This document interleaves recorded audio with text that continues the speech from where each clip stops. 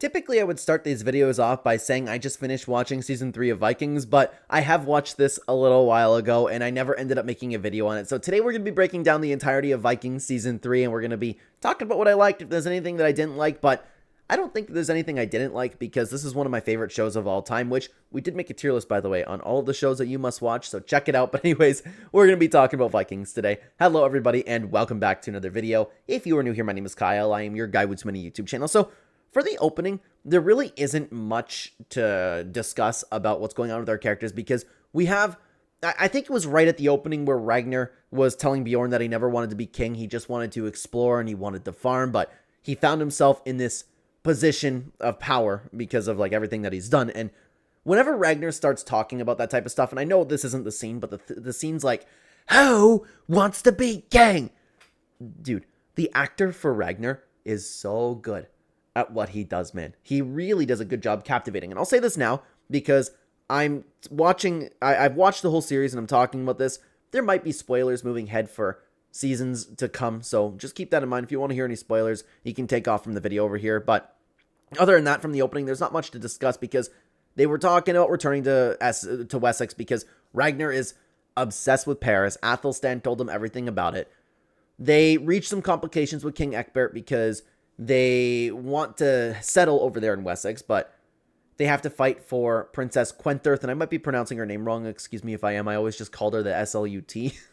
But she has some claim to the throne. She wants to kill her brother, her cousin, whatever it was, somebody who took advantage of her.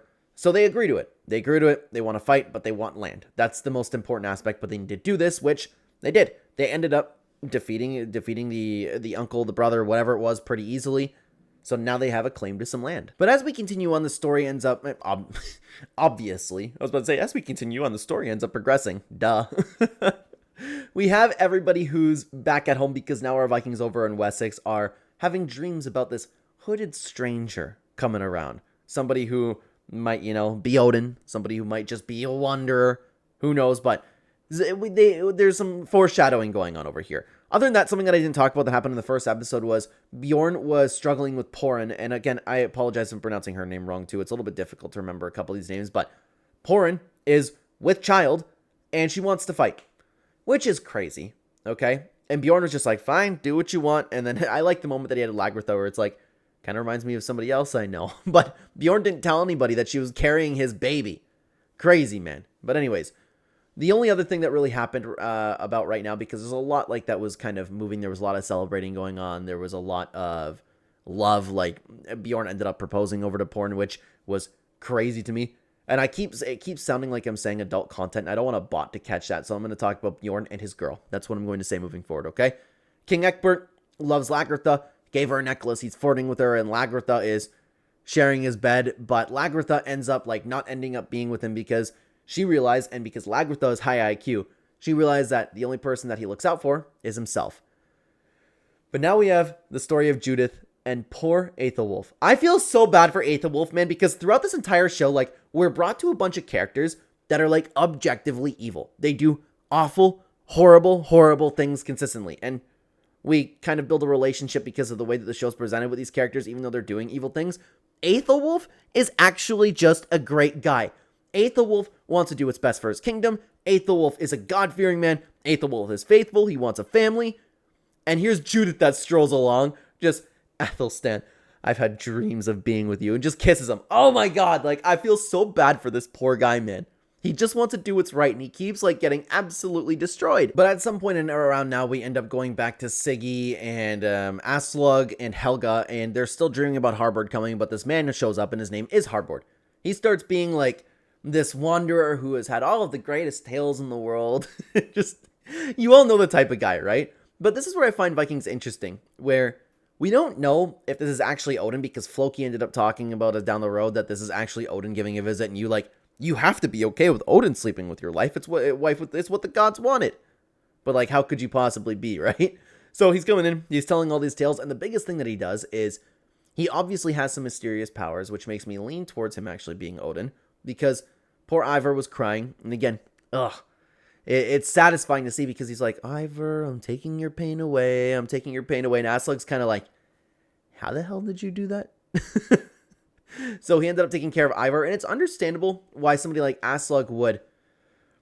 As horrible as she is, right? She came in, she destroyed a family. She is a bad person too. But it's understandable for her to find herself attracted to Harbor because Ragnar never cared for Ivar. Ragnar wanted Ivar to die. Ragnar's constantly gone. Ragnar's not a good husband. As much as we love Ragnar's not a good husband.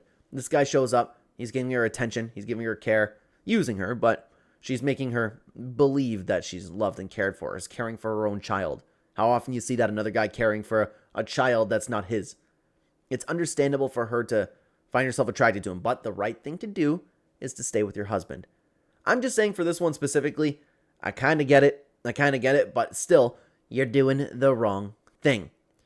They have their battle, which I think I said this backwards because when I was just talking about the battle for Quenthur's brother, uncle, the family, I think I said that they defeated him. It was at this point after Harbor ended up visiting that they ended up defeating them because Bjorn's girl was very injured in battle, looking like a monster, and Bjorn's all going crazy, and Ragnar's kind of like, yeah, you know what, it's battle, it happens, and she's like, but she's with child. And then Ragnar, which I loved, really scolded him for that.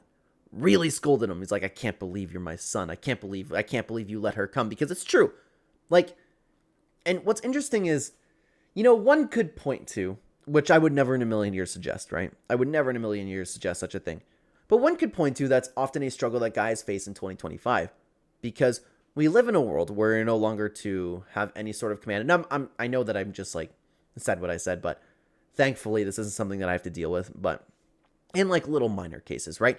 Where oftentimes you know better than people. You try to protect people. And then you aren't allowed to have any sort of command like that, which Bjorn should have.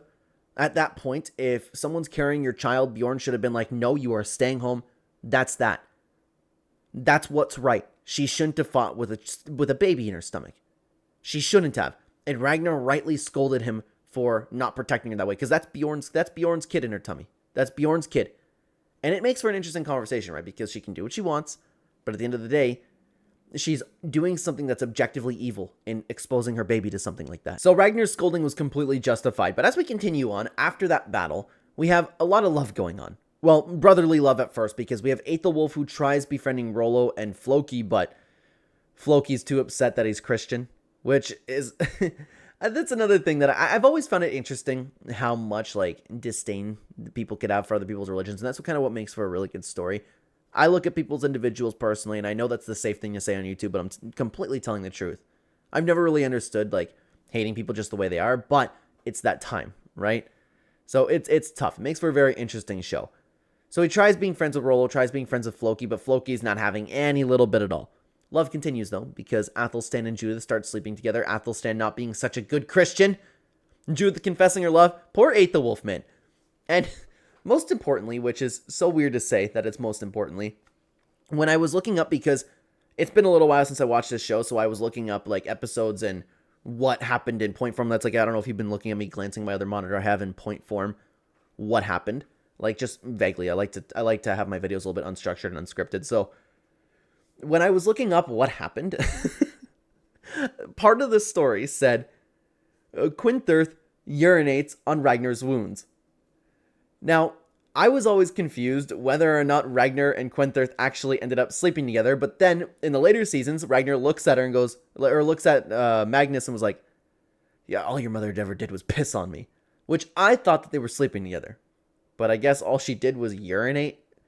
Because I thought, like, when he was talking to Lagertha too later on, he was kind of like, oh, well, Princess Quenthur ended up giving me some of her medicine. Was it actually just piss? That's what I don't get about it. So she's still, I guess she pissed on him a bunch, right? But Eckbert and Lagertha continued sleeping together, but Lagertha also understood what Eckbert is all about. In the meantime, though, we also have Harbord talking about some love, because he ends up actually sleeping with Aslug. So with Aslug distracted, Siggy was watching the two kids, and the two kids were going on some ice. Harbord ended up saving them from drowning, but Siggy ended up drowning. I didn't think that Siggy was going to die so early. I thought Siggy was on track to become very, very powerful, because you could tell that she was very resentful, wanted to get her power back. But she ended up actually dying, and with all of the dreams that were going on in this kind of time, I was kind of like, did she actually die? because we were constantly watching dreams happen and people dying that didn't happen, the seer telling things. I didn't think that Siggy was actually going to die, so that actually ended up surprising me.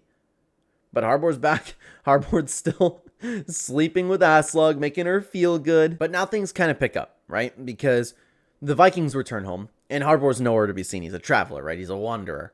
But Ragnar knows that something happens after, like, everybody was kind of being weird about it. Floki was the one who ended up figuring out by Helga, and he was like, oh my god, and that's another name for Odin. And I still wish that we could, like, I looked it up after, because I was curious, and the show kind of leaves it up to, like, whatever, like, it's up for interpretation. I was leaning towards more like it was Odin because he had the powers to stop Ivar from crying. But Ragnar figures it out, and he starts kind of being like, who's Harbord? To Aslug, instead of actually confronting her, which it didn't go well. Aslug was perfectly content because she'd been shown some love, but Ragnar, I don't want to say that Ragnar deserved it because cheating is so wrong. It's so wrong, but Ragnar's also like a horrible husband.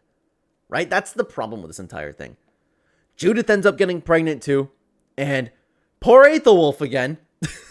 Aethelwulf's just got to deal with it because he is a man of God, right? And I say, like, I know I'm demeaning like the man of God thing when I say that. I don't mean to come off like that because he's doing such an honorable thing. We're supposed to forgive. We're supposed to not judge others. This was God's plan all along. I don't understand how somebody could be okay with that. And, like, one could argue that Aethelwulf is a better man than all of us.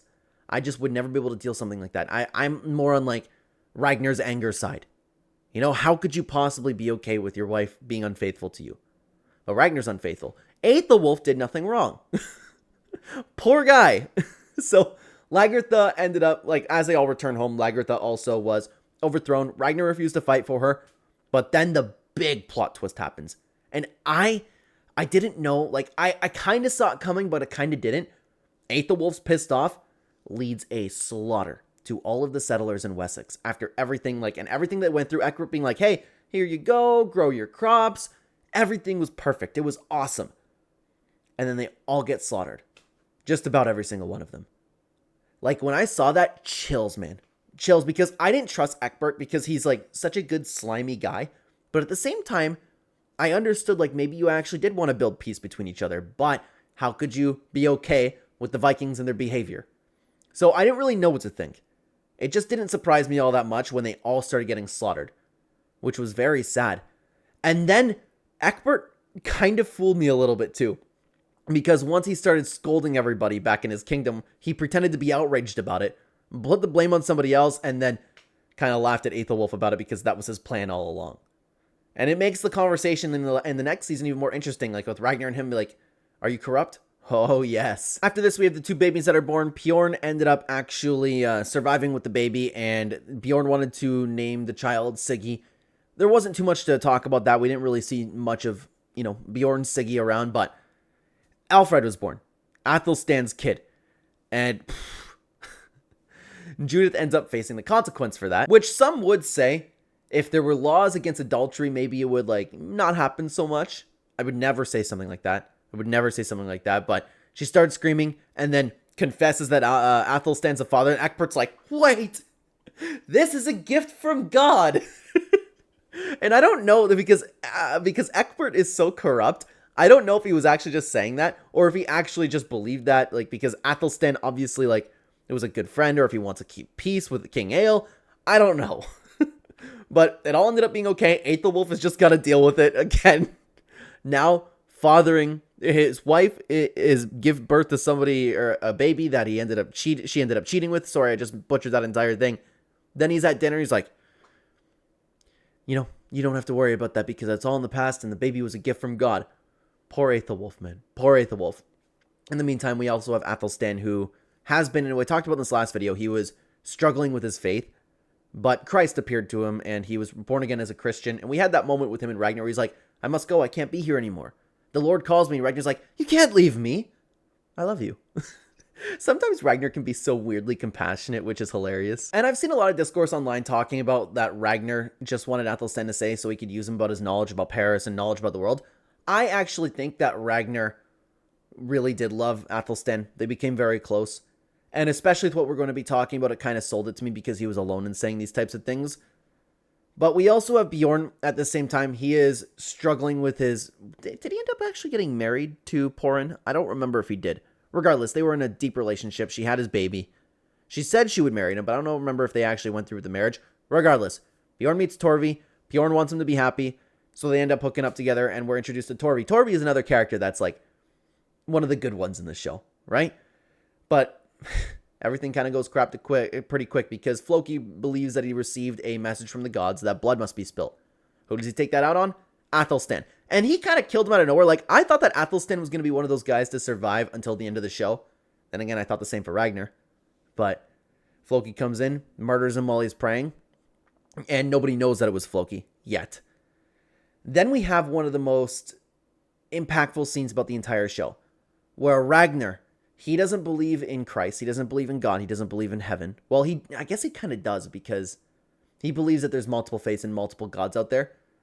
He tries to get Athelstan as close to his god as possible. That's carrying him up a mountain, talking about how heavy he is, and I've seen like so many different edits of this, and it hits every single time, where he goes through that speech where he's like, I am a changed man, no one can console me now. Why did you have to die? I hate you for leaving me. Like, Ragnar, his actor, man, is so good. And I didn't really care for Athelstan at the beginning, but as time went on, I was a little bit more interested in him, and I felt bad for Athelstan and everything that he went through, and Floki ended up murdering him. And that scene where Ragnar was saying goodbye, that scene where he was all alone, that's one of the most impactful scenes in the entire show, in my opinion, and it really, really made you feel. But we kind of go on to a little bit of a time skip now, because they start to go for their actual assault towards Paris.